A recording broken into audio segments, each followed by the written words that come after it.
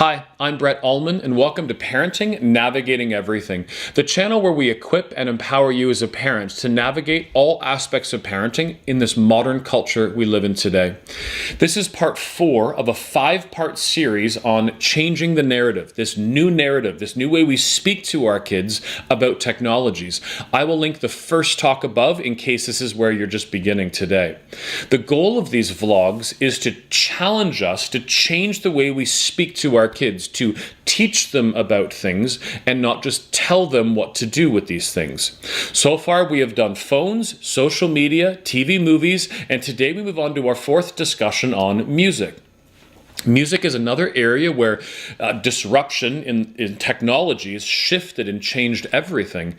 When most of us grew up, you went to a record store in a mall somewhere, and you got, depending on your age, an 8-track, a record, a cassette, or a CD. But today, you can subscribe to a streaming service like Apple Music, and for a monthly fee, I have 40 to 42 million songs on my phone.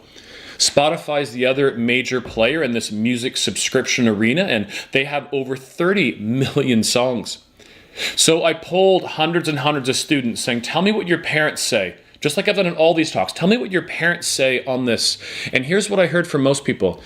Nothing. They said, my parents have no interaction with me on what I listen to.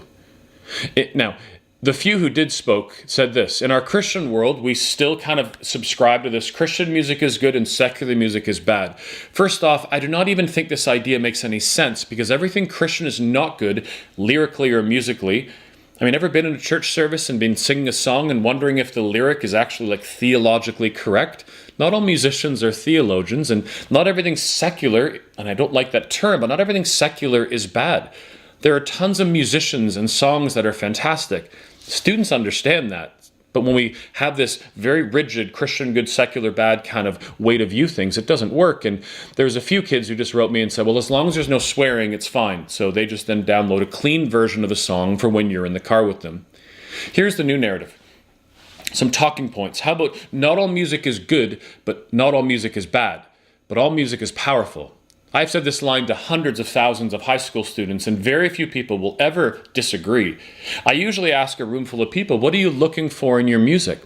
People tell me things like story and fun and entertainment, but no one ever tells me themes like misogyny and sex and drugs, and the list goes on. You could talk about how music is an industry, with 4 to 5 total major players who own everything. That when you see an awards show and someone is there, those same companies own the awards shows. They own everything from the TV and the clothing and the production. And if they're on an awards show, sometimes the label just pays money to get them on it. We can also talk about how much of today's musicians don't even write their own music. Beyonce had 72 writers on her album Lemonade. I'm not saying there's anything wrong with this, but we put musicians on these pedestals, and many times they are just the singer or the dancer, but they're not the one who creates the music. We can talk about how we are not called to be thoughtless listeners, especially for those of us who claim Christian faith. But is it true? Like, we are not called to just thoughtlessly listen. We're called to discern. We're called to make decisions whether things are right or wrong. When my kids were in grade 3 or 4, they would start coming home and asking for a song. And instead of researching it, we would tell our kids, like we used to kind of say it's okay or not, but then we would ask them to go online at this age and search the lyrics for the song. Then they could make their own decisions. There needs to be this progression. When kids are little, we make decisions for them, right? We do life for our kids. And then we switch and do life with our kids so that our kids can do life. Maybe in grade 4 through 8, we work with them to help them making decisions. And as we progress through high school, my wife and I are taking more and more of a hands-off approach.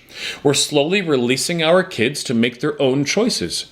By the time our kids reach grade 10 and up, which is where we're at now, you can give your kids advice and coach them on aspects of music, but it's really up to them to make decisions on what they're listening to.